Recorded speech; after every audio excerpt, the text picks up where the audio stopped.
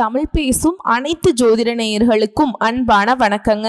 கடகராசிக்கு இந்த பதிவுனால என்ன நன்மை இருக்கு அப்படின்னு யோசிக்கிறீங்களா? அதை தெரிஞ்சுக்கிறதுக்கு முன்னாடி முருகப்பெருமான மனதார வேண்டிக்கோங்க. நீங்களும் நான் சொல்ற மந்திரத்தை 3 முறை சொல்லிக்கிட்டே உங்களால முடிஞ்சதுன்னா கமெண்ட் பாக்ஸ்ல ஒரு முறை கமெண்ட் பண்ணுங்க. ஓம் முருகா போற்றி, ஓம் முருகா போற்றி, ஓம் முருகா போற்றி. என்னை ஜெயிக்க வைத்த கந்தா கடம்பா கதிர்வேலா, நீதான் இந்த கடக ராசிக்காரர்களை வழிநடத்தி வாழ்க்கையில செழிக்க வைக்க வேண்டும். முருகனின் காலடியை தொட்டு வணங்கி நான் இந்த பதிவை தொடங்குறேங்க. தினமும் உங்களுக்கு கிரகநிலை மாற்றத்தால் வரக்கூடிய சுப பலன்களை அறிய கட்டாயம் சப்ஸ்கிரைப் பண்ணி பெல் பட்டன் அப்புறம் ஆல் ஆப்ஷன் இருக்கும், அதையும் மறக்காம கொடுத்து வச்சிருங்க. ஒவ்வொரு பதிவும் உங்களைய வெற்றியடைய வைக்க வேண்டும் அப்படிங்கிற எண்ணத்துல தாங்க போடுறோம். கடகராசிக்கு ஒரு பிரச்சனைனா அதை நாசுக்கா கையாள தெரிஞ்சவங்க, யாருடைய பொல்லாப்பையும் சம்பாதிக்காம காரியத்தை கண்ணும் கருத்துமாக முடிச்சு காட்டக்கூடியவங்க. அப்படின்னா ரொம்ப கெட்டிக்காரங்களோன்னு கேட்டிங்கன்னா கெட்டிக்காரங்க தான். ஆனாலும் ஒருத்தவங்க மனசு கூட நோகடிக்க மாட்டாங்க. தப்பானவங்களாகவே இருந்தாலும் அவங்களுக்கும் நல்ல விதத்துல வழிகாட்டக்கூடியவங்க, நினைச்சதை சாதிக்க கூடியவங்க. இவங்களுடைய திறமைக்கு இவங்களை தவிர்த்து வேற யாரும் ஈடு இணை வைக்க முடியாது. கடகம் ஒரு இடத்துல இருக்கு அப்படின்னாவே மத்தவங்க எல்லாம் ஜாலியா இருக்கலாம். ஏன்னா மொத்த பொறுப்பையும் இவங்க ஏத்துப்பாங்க.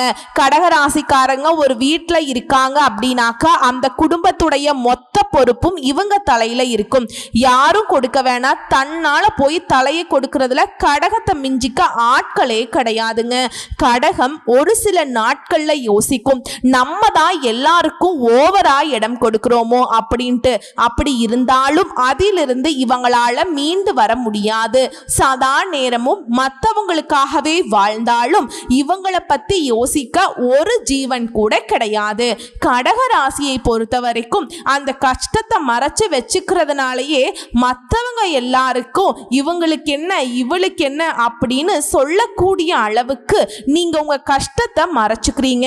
பார்க்கிறவங்க எல்லாருக்கும் ஏகபோக வாழ்க்கை நீங்க வாழ்ந்துட்டு சந்தோஷமா சுத்திட்டு இருக்க மாதிரி தெரியும். ஆனா உங்களுக்கும் அந்த கடவுளுக்கு மட்டும்தான் தெரியும் உங்களுடைய வாழ்க்கை நிலை ஒவ்வொரு நிமிஷமும் முள்படுக்கையில போயிட்டு இருக்க மாதிரி. இப்படிப்பட்ட கஷ்டத்திலையும் தன்னை சுத்தி இருக்கிறவங்களுடைய நலத்திற்காக மட்டுமே பாடுபடுவீங்க. இந்த கடகராசிக்காரங்க எவ்வளவுதான் கடவுள் கிட்ட கதறி கதறி அழுதாலும் ஒரு சில விஷயங்கள்ல மாற்றம் இல்லையே நினைச்ச உங்களுக்கு 100% ஒரு யோகமான காலகட்டம் ஸ்டார்ட் ஆக போகுது. என்னமா சொல்ற, உண்மைதானா? எங்களுக்கெல்லாம் நல்லா நடக்குமா? ஆனா இது நாள் வரைக்கும் அதற்கான பலனை கொஞ்சம் கூட நாங்க அனுபவிக்கலையேன்னு யோசிப்பீங்க. உண்மைதாங்க. கடகராசியை பொறுத்த வரைக்கும் நேரம் காலம் நல்லா இருந்தாலும் உங்களுக்கு நீங்க தான் எதிரியா நிக்கிறீங்க. ஏன்னா உங்களுக்கு வரக்கூடிய வாய்ப்பை உங்களுக்காக ஒரு நாளும் பயன்படுத்தி இருக்கீங்களா? மனசாட்சியை தொட்டு சொல்லுங்க பார்க்கலாம். சதா நேரமும் மற்றவங்களுடைய கம்ஃபர்டபுளுக்காக நீங்க உழைச்சுக்கிட்டு இருக்கீங்க. அதை அப்படியே மாத்தி உங்களுடைய கம்ஃபர்டபுளுக்காக உங்களுடைய வளர்ச்சிக்காக பயன்படுத்தி பாருங்க. கடகராசிக்காரங்க உங்க வாழ்க்கையில ரொம்ப நல்லா இருப்பீங்க. திருப்பி பேசுங்க. முடியும் முடியாது, நான் என்ன உனக்கு பண்ணணுங்கிற அளவுக்கு கூட கேட்டு பாருங்க. இல்ல திருப்பி கொடுக்கக்கூடிய நேரம்ங்க இந்த காலகட்டம் அப்படின்னு சொல்லி அடிக்க போறீங்க. திருப்பி பேசுங்க. முடியும் முடியாது, நான் ஏன் உனக்கு பண்ணணுங்கிற அளவுக்கு கூட கேட்டு பாருங்க. இது திருப்பி கொடுக்கக்கூடிய நேரம் அப்படின்னு சொல்லி அடிக்க போறீங்க. கடகராசிக்காரங்க அந்த அளவுக்கு உங்களுக்கு நேரம் காலம் சாதகமா இருக்குங்க. சுக்கிர பெயர்ச்சி. சுக்கிர பகவான் 21/8/2025 மிதுன ராசியில இருந்து கடக ராசிக்கு பெயர்ச்சி ஆகிறார். சுக்கிரன் 14/9/2025 வரை கடக ராசியில பயணிக்க போறார். சுமார் 25 நாட்கள் அவர் கடக ராசியில இருந்து பலன் கொடுப்பார். பொதுவாக சுகபோக வாழ்க்கைக்கு சுக்கிரன் அதிபதியாவார். இது 12 ராசிகளிலும் குறிப்பிடத்தக்க தாக்கத்தை ஏற்படுத்தும். இந்த பதிவுல சுக்கிரன் கடக ராசிக்கு கொடுக்க போகும் நற்பலன்கள், கவனமாக இருக்க வேண்டிய விஷயங்கள் ஆகியவற்றை பத்தி பார்க்க போறோம்ங்க. சுக்கிர பகவான் உங்க ராசியில அமர்ந்திருக்க போறார். அதாவது இதுவரை மிதுனத்தில் இருந்த, அதாவது உங்க ராசிக்கு 12ஆம் இடம் என்று சொல்லக்கூடிய விரயஸ்தானத்தில் இருந்து வந்த சுக்கிர பகவான் இப்போ உங்க ராசியில உங்க லக்னத்திலேயே வந்து அமர போறார். அப்போ அந்த சுக்கிரன் உங்க ராசிக்கு யார் அப்படின்னா 4க்குரியவன், சுகத்தை கொடுக்கக்கூடியவன், அதே சமயத்துல லாபத்தை தரக்கூடியவன் தான் சுக்கிர பகவான். இப்போ உங்க ராசியிலேயே உங்க தலைமையிலேயே வந்து உட்கார்ந்திருக்கு. அப்ப சுக்கிரன் என்கின்ற கிரகம் சுகத்தை கொடுக்கக்கூடிய கிரகம் உங்க ராசியில இருக்கும்போது உங்க எண்ண ஓட்டங்கள் அத்தனையும் சுகத்தை பெருக்கக்கூடிய உணர்வுகள்ல தான் இருக்க போறீங்க. சோ 4 தாயை குறிக்கக்கூடிய தாயை பற்றிய சிந்தனை ஓட்டங்கள் இந்த காலகட்டம் அதிகமா உங்க எண்ண ஓட்டத்துல இருக்கும். தாயை போய் பார்த்துட்டு வர்றது, தாயினுடைய ஹெல்த்தை பார்த்துக்கிறது, தாய் சம்பந்தப்பட்ட விஷயங்கள், தாய் உணர்வோடு இருக்கக்கூடிய ஒரு காலகட்டமாக இருக்கும். அதே சமயத்துல 4ஆம் இடம் என்பது வீட்டை குறிக்கக்கூடிய இடம். அப்போ வீட்டுக்கு காரக கிரகமான சுக்கிரன் உங்க ராசியிலேயே உட்கார்ந்திருக்கிறது. அப்போ நிச்சயமாக இந்த காலகட்டத்தில் உங்க உணர்வுக்குள்ள உங்க எண்ணத்துக்குள்ள ஒரு வீட்டை பற்றிய சிந்தனை ஓட்டங்கள் அதிகமாக இருக்கும். இத்தனை நாள் நான் ஒரு வாடகை வீட்டில் இருக்கேன், இப்போ நம்ம சொந்த வீடு வாங்கலாமா அப்படிங்கிற எண்ணங்கள் உதிக்கும், ஸ்ட்ராங்கா உங்க மனதில் புகுத்தும். இல்லைன்னா நிலத்தையாவது வாங்கணும், ஒரு இடத்தையாவது வாங்கணும் அப்படிங்கிற எண்ண ஸ்ட்ராங்கா கொடுக்கும். இல்ல ஏற்கனவே வீடு இருக்கு, வீட்டை ஏதாவது ஆல்டர் பண்ணணும் அப்படிங்கிற எண்ணத்தை ஸ்ட்ராங்கா கொடுக்கும். சோ இந்த மாதிரி வீடு சம்பந்தப்பட்ட இதுவரைக்கும் முடிவெடுக்க முடியாத நிலையில இருக்கக்கூடிய இந்த கடகத்துக்கு இப்போ இந்த காலகட்டம் முடிவெடுத்துருவீங்க. வீட்டை வாங்குறதா இல்ல கட்டின வீட்டை வாங்குறதா இல்ல அபார்ட்மெண்ட் வாங்குறதா, எந்த இடத்துல நம்ம செட்டில் ஆக போறோம்ங்கிறத உறுதியான முடிவெடுக்கக்கூடிய ஒரு காலகட்டமாக இருக்கும். அப்ப புதிய வீடு அமைப்பதற்கு உண்டான ஒரு அற்புதமான ஒரு சுக்கிர பயிற்சி. அடுத்து வீடு வாகனங்கள் வாங்குவதற்கு 4ஆம் இடம் என்றது வாகனம் தானே. அப்ப புதிய வாகனங்கள் 2 வீலரா இருந்தா 4 வீலர் வாங்கிடலாம். இதுவரைக்கும் 2 வீலர் தான் இருக்கும், அப்ப நான் வந்து குடும்பம் ஆயிடுச்சு ஒரு 4 வீலர் வாங்கலாம் அப்படிங்கிற எண்ண ஓட்டங்கள் ஸ்ட்ராங்காக விதைக்குங்க உங்க மனதில். ஏற்கனவே ஒரு 2-3 மாதங்களாகவே ஒரு வாகனம் வாங்கணும் அப்படிங்கிற எண்ணத்துல இருக்கவங்களுக்கு நிச்சயமா இந்த மாதம் வாகனம் வாங்கி தீரக்கூடிய கட்டாயத்துக்கு சென்றுவிடும். அப்போ புதிய வாகனங்கள் வாங்குவதற்கு உண்டான ஒரு அற்புதமான ஒரு சுக்கிர பயிற்சியாக அமைய போகுதுங்க. அதே 11ஆம் அதிபதியும் அதே சுக்கிரன் தான். அப்போ லாபத்தை பற்றிய திங்கிங் உணர்வுகள் அதிகமாக இருக்கும். ஒரு தொழில இருக்கிறீங்கன்னா வச்சுக்கோங்களேன், எப்படி லாபத்தை அடைவது, எந்த ஸ்ட்ராட்டஜியை பிளான் வகுப்பது. ஏன்னா ஸ்ட்ராட்டஜி பிளானுக்கு காரணம் புத்திக்கு காரக கிரகமான புதனே அந்த சுக்கிரனோடு சேர்ந்திருக்கிறார், உங்க ராசியில உட்கார்ந்திருக்கிறார். நல்ல அறிவையும் நல்ல மதிநுட்பத்தையும் இந்த காலகட்டம் இயற்கையாகவே இயல்பாகவே இருக்கும். இந்த கடக ராசி அன்பர்களுக்குன்னு சொல்லுவேன். அப்போ லாபத்தை ஈட்டுவதில் முனைப்பு அதிகமாக இருக்கும் அப்படின்னு தான் சொல்ல வரேன். அப்ப எந்த தொழிலாக இருந்தாலும் சரி, வியாபாரமாக இருந்தாலும் சரி, புதிய யுக்திகளை கடைபிடித்து அதுல வெற்றி பெறக்கூடிய ஒரு காலகட்டம். அந்த சுக்கிர பகவான் பார்த்தீங்கன்னா உங்களுக்கு சுகத்தை தரக்கூடியவன், லாபத்தை தரக்கூடியவன் உங்க ராசியில இருக்கார், புதனோடு சேர்ந்திருக்கிறார். புதன் விரையாதிபதி. அப்போ இந்த காலகட்டம் நிறைய பேருக்கு பார்த்தீங்கன்னா டிராவல் உண்டாகும். அதாவது 3ஆம் அதிபதியோடு சேர்ந்திருக்கா, அப்ப தூர பிரயாணங்களை மேற்கொள்ளக்கூடிய ஒரு காலகட்டமாக இருக்கும். குறைஞ்சது கொஞ்ச தூரமாவது ஒரு டிராவல் பண்ணுவீங்க.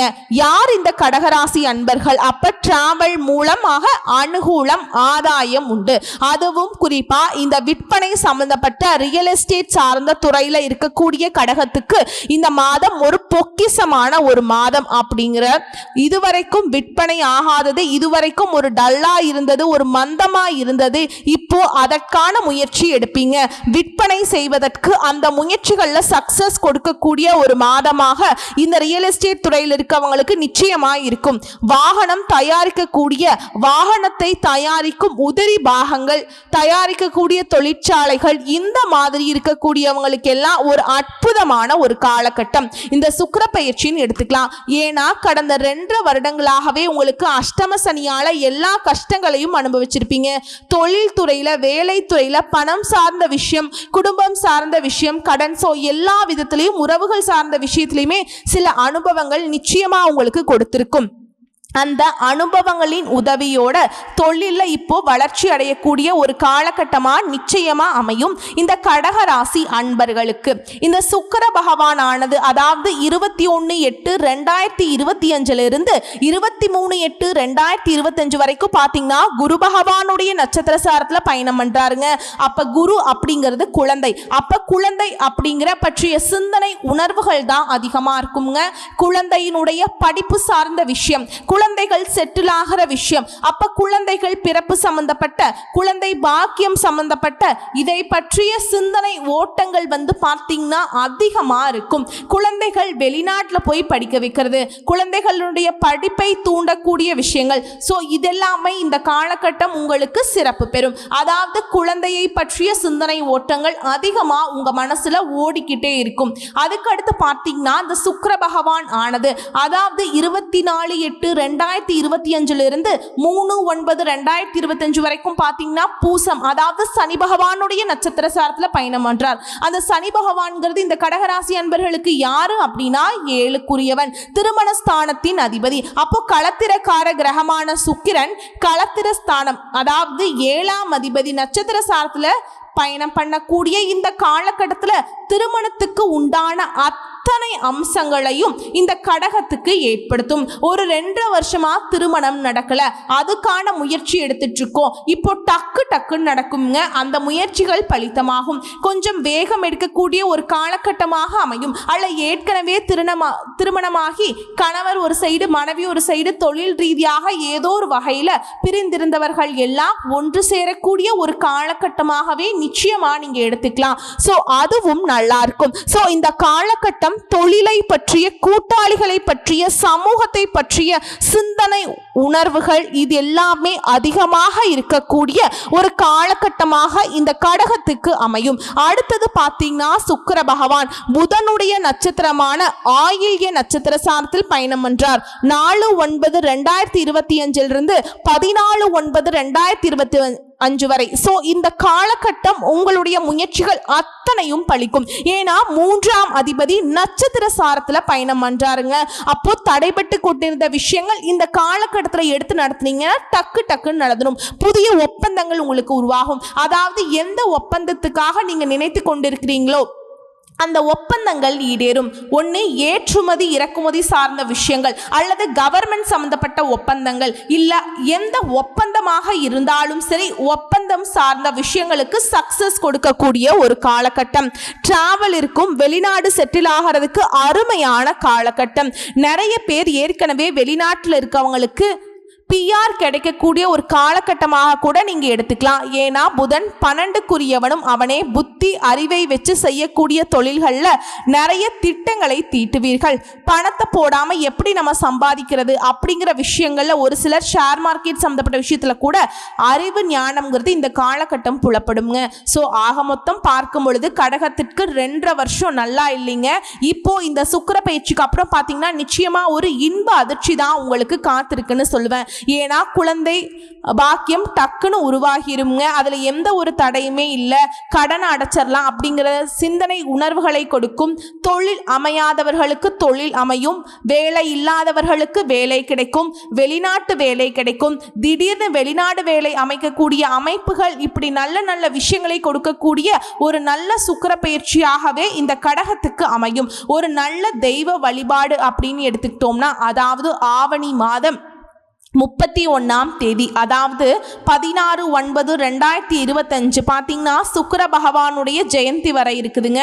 செவ்வாய்க்கிழமை வருது. அன்றைய நாள் நவ கிரகத்தில் இருக்கக்கூடிய சுக்கிரனுக்கு வெண்பட்டு வஸ்திரத்தை அணிவித்து 6 நெய்விளக்கு ஏற்றி நீங்கள் வழிபாடு எடுத்துக்கொண்டா நிச்சயமா இந்த கடகத்துக்கு யாருக்கெல்லாம் நிலம் அமையல, வீடு அமையல, வாகனம் அமையல, நான் செய்யக்கூடிய தொழிலில் லாபமே இல்லை, இப்படியெல்லாம் இருக்கக்கூடியவர்களுக்கு அன்றைய தினம் சென்று வழிபட்டால் சுக்கிரனுடைய தோஷங்கள் நீங்கும். அல்லது சுக்கிர பகவானுடைய ஸ்தலத்துக்கு சென்று வருவதும் சிறப்பு. அதாவது கும்பகோணம் அருகில் இருக்கக்கூடிய கஞ்சனூரில் வீற்றிருக்கக்கூடிய அக்னீஸ்வரர் கோவில் இருக்கக்கூடிய சுக்கிர பகவானை சென்று வழிபடுவதும் அல்லது ஸ்ரீரங்கத்துக்கு சென்று வழிபடுவதும் சிறப்பு. ஏதாவது ஒரு சுக்கிர ஸ்தலத்துக்கு சென்று அன்றைய தினம் வழிபட்டால் சுக்கிரனால் இருக்கக்கூடிய தடைகள் அனைத்தும் விலகுங்க. உங்களை பொறுத்த வரைக்கும் பொது பலன்கள் இன்னும் சொல்ற கேட்டுக்கோங்க. கணவன் மனைவியிடையே இருந்த பிரச்சனைகள் நீங்கி அந்யோன்யம் அதிகரிக்கும். பண வரவுல எந்த குறையும் இருக்காது. ஏதாவது ஒரு ரூபத்துல பணம் வந்து கொண்டேதான் இருக்கும். பாக்கியங்கள் அதிக அளவில் தேடி வரும். 9ஆம் இடம் தந்தைக்கும் அதிபதி. இந்த காலகட்டத்தில் தந்தை சார்ந்திருந்த பிரச்சனைகள் நீங்கும். தந்தையின் செல்வாக்கு உயரும். தந்தை வழியில பல உதவிகள் கிடைக்கும். இந்த காலகட்டத்தில் சுகஸ்தானம் வலிவடைய போகுதுங்க. இதனால சுகபோகமான வாழ்க்கை வாழ்வதற்கான அமைப்புகள் உருவாகும். நினைத்தபடி புதிய வாகனங்கள் வாங்குவதற்கான யோகம் கிடைக்கும். மாளவிய யோகம் பெறுவீங்க. மனம் நிறைவடைவீர்கள். சுக்கிரன் குரு பரிவர்த்தனையால் நல்ல பலன்கள் கிடைக்கும். நீண்டகால கனவான சொந்த வீடு முயற்சி நிறைவேறும். சுக்கிரன் ராகுவுடன் இணைந்திருப்பதால் எதிர்பார்த்தபடி பிரம்மாண்டமாக வீடு கட்டுவீங்க. வீடு புனரமைப்பதற்கான பணிகளும் செய்வீர்கள். உங்கள் தாயின் உடல் நலத்தில் முன்னேற்றம் இருக்கும். சுக பலன்கள் எல்லா வகையிலும் அதிகமாக வரும். காதல் அமைப்புகள் தேடி வரும். தொழில லாபம் பல மடங்கு அதிகரிக்கும். வெளிநாட்டுக்கு செல்லக்கூடிய பாக்கியம் உள்ளது. விசாவுக்கு காத்திருக்கவங்களுக்கு நல்ல செய்திகள் கிடைக்கும். ஏற்றுமதி இறக்குமதியில நல்ல பலன்கள் கிடைக்கும். கலைத்துறையில் இருக்கவங்களுக்கு நினைத்த காரியங்களை நிறைவேற்றி புகழடைவீங்க. ஆன்மீக நாட்டம் பொது சேவை தொடர்பான ஆர்வம் அதிகரிக்கும். கடனை அடைப்பதற்கான வழிகள் உருவாகும். ஆண் பெண் விவகாரத்தில் மற்றும் சற்று கவனமாக இருக்க வேண்டும். ஆசை ஏதாவது விஷயத்தில் தூண்டிக்கொண்டே இருக்கணும். இருப்பினும் அளவாக ஆசைப்பட்டு நிறைவாக வாழலாம். ஆசைகள் அதிகம் உருவாக்கினால் ஆபத்தும் இருக்கிறதுங்கிறத உணர்ந்து கொள்ளுங்க. வரக்கூடிய வாய்ப்புகள் மட்டும் கரெக்டாக பயன்படுத்திக்கோங்க. வாழ்த்துக்கள். நன்றி. வணக்கம்.